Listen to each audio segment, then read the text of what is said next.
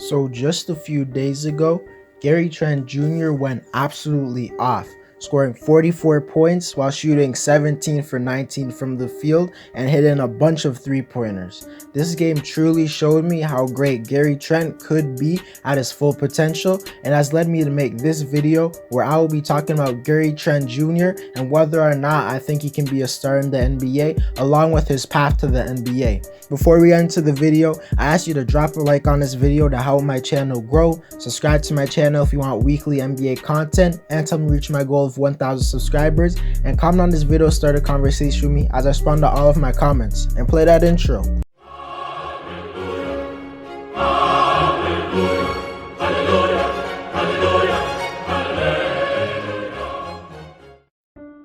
Before we discuss Gary's potential as a star, I think it's important to talk about him before the league. If you didn't know, Gary's father was previously in the NBA and he was a pretty solid player. So from an early age, Gary had someone to push him to play basketball, and he had someone to teach him many other skills that most people will never be able to learn. In his freshman year of high school, he attended Apple Valley High School, and as a sophomore, he averaged 21.5 points per game, and as a junior, he averaged 26 points per game. And he won many awards, such as being the Gatorade Minnesota Player of the Year and being first team All-American by Max Preps. Before his senior season, Trent decided to transfer to Prolific Academy in California, and as a senior he averaged 32 points per game, 6 rebounds and 4 assists while leading his team to a 29-3 record. Following his senior season, he was selected to play in both the 2017 Jordan Brand Classic and 2017 McDonald's All-American game. Coming out of high school, Trent was rated as a 5-star recruit, and most thought of him as one of the best players in the 2017 high school class. He was ranked the 7th best player in the whole class, and he was ranked the #1 shooting guard. He decided to commit to Duke, where he would play along other top prospects such as Marvin Bagley, Wendell Carter Jr., and Trayvon Duval. In his first season, he would average 14 points while shooting 40% from 3. So even from back then, it was clear that he would be a sniper from the 3. After Duke's loss in the NCAA tournament, Trent would declare for the NBA draft, where he was expected to be a first-round pick. In the 2018 draft, Trent Jr. fell a bit further down than expected as he got selected with the 37th pick by the Sacramento Kings, but he was quickly traded to the Blazers. In his first season, he didn't really play since he was a rookie on a playoff level team, but in his second season is where he made some noise as he started getting playtime as a catch and shoot 3-and-D guy off the bench. But it was in the bubble where Trent showed what type of player he could actually be, as in the 8 bubble games, he exploded and broke out, averaging 17 points while shooting 50% from 3, and he was a big reason why the Blazers snuck into the postseason.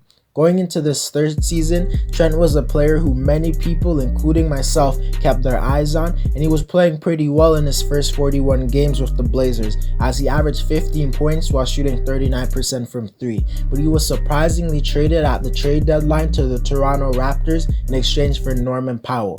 And in his 9 games since joining Toronto, he's been averaging 18 points while shooting 41% from the 3, and that includes this huge 44-point game.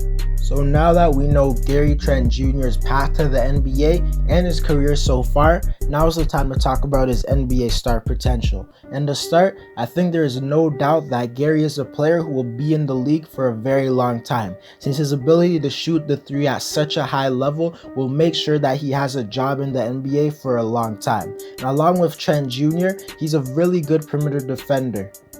Trent is already such a good player in only his 3rd season, and I honestly think he has star potential, as he's a great shooter who, when he's on fire, he basically doesn't miss, as we saw in his 44-point game. He also is a good mid-range shooter. Trent is also a very good finisher at the basket, as he shoots 65% at the rim, and that's a big part due to him being such a good shooter, which causes defenders to have hard closeouts at him, which allows him to get to the basket easier.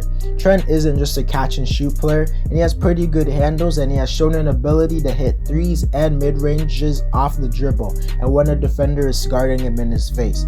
I wouldn't say he's elite at creating his shot, but he definitely could do it when asked to, and I honestly think if Gary were to be a star player, he'd have to get a little bit better at creating his own shot. But I do think there's a real chance that he could do that, because you have to remember that Gary's only 22 years old, so he has many chances to improve.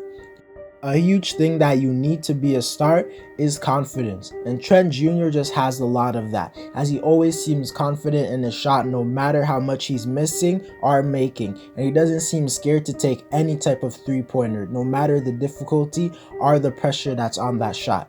Trent also isn't a ball dominant player. He's a guy who plays very good off the ball as a catch and shoot player, or a guy who could come off screens. We also have to remember that Toronto is one of the best franchises in the league at developing young talent, as they have done it to guys like OG Anunoby, Pascal Siakam, Fred VanVleet, Norman Powell, and a lot of others, and he's pushed them to their full potential. So I think there's a really good chance that they get the best out of Trent. And if he went to a trash team at developing talent like the Magic, Kings, or the Timberwolves, I would be a bit more hesitant on whether or not I think he could be a star. But since he's with Toronto, it makes me more confident in his ability to be a star. Trent fits very well with the Raptors timeline as well, since Toronto is a team that is retooling with young players, and Trent fits perfectly. And I think he could be a really good fit in that young core of Toronto with Fred VanVleet, OG Anunoby, Pascal Siakam, and maybe Malachi Flynn.